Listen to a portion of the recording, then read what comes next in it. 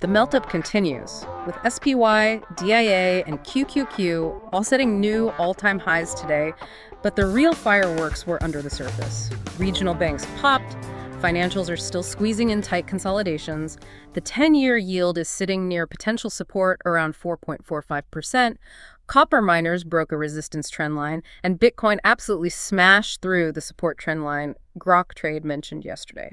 So yes, the stock market trend is still alive, but there are some major decision points developing in banks, yields, crypto, and metals. Yeah, there's definitely a lot to unpack there. Let's walk through what Grok Trade is seeing across the charts today, and quick reminder before we get into it. This is not a recommendation to buy, sell, short, chase, hold, or step into anything blindly.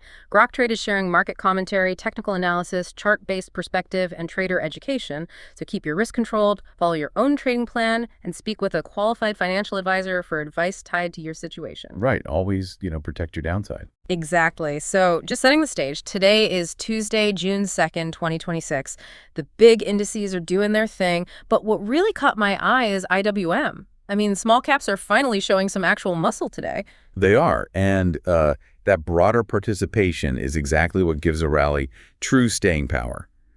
But if we want to really understand the mechanics behind this market right now, we have to look at the bond market. Specifically the US 10Y, right? The 10-year yield. Exactly. It's been going mostly sideways, sure, but it is sitting right on a critical potential support level, right around 4.45%. And the fuel keeping those yields from just dropping out, that would be today's April Joel Tease report. Oh, absolutely. I mean, it came in at 7.618 million job openings. Wow, just totally obliterating the consensus. Yeah, consensus was only 6.88 million. Yeah. So how does a hot labor market translate to these charts? Well, it's this fascinating double-edged sword. Right, because a hot labor market tells institutions the economy is incredibly resilient, which fuels this whole stock melt-up. Exactly. But here's the catch.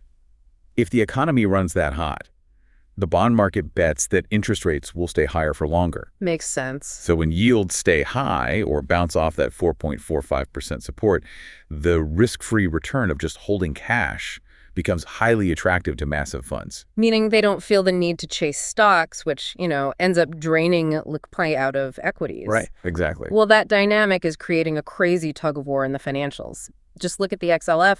It's trapped in this incredibly tight consolidation right between its 20-day and 50-day moving averages. Yeah, it's very tight right now. It's basically a pressure valve. You've got rising yields pushing down from the top and strong economic data pushing up from the bottom.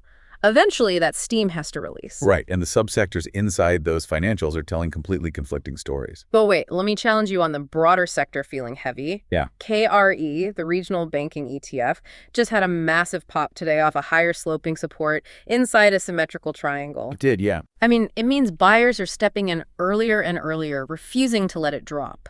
So if regional banks are showing actual institutional buying appetite, why should we care that JPM is lagging below its key moving averages?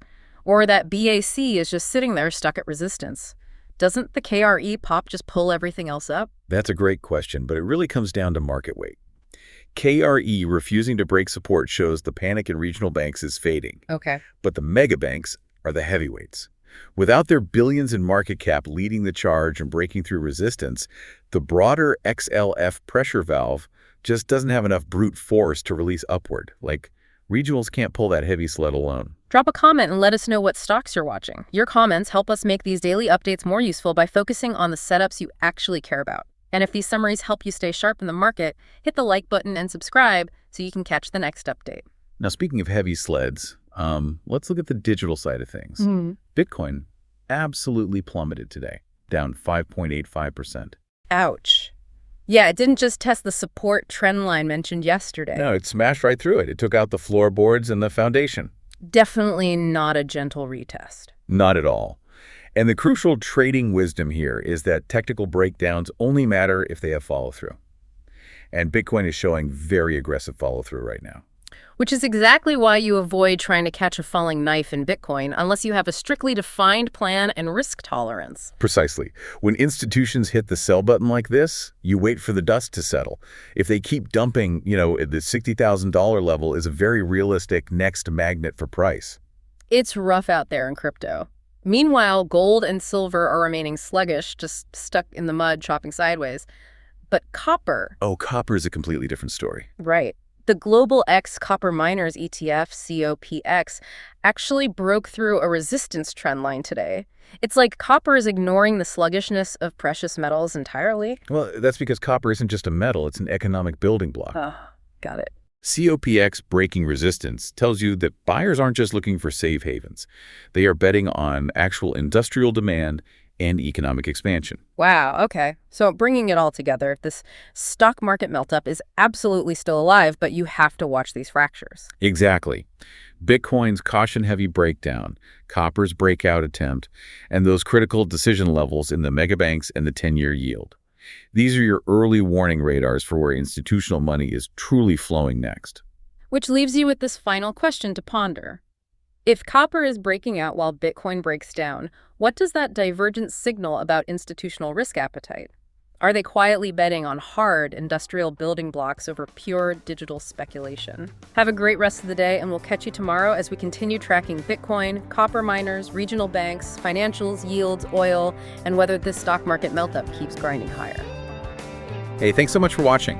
If you're a newer trader and want a great foundation with no fluff, start with our free Trading 101 videos at groktrade.com/learn.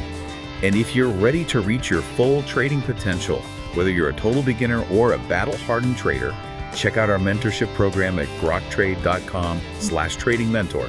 All of these links are in the description below. Grok Trade is where traders reach their full potential.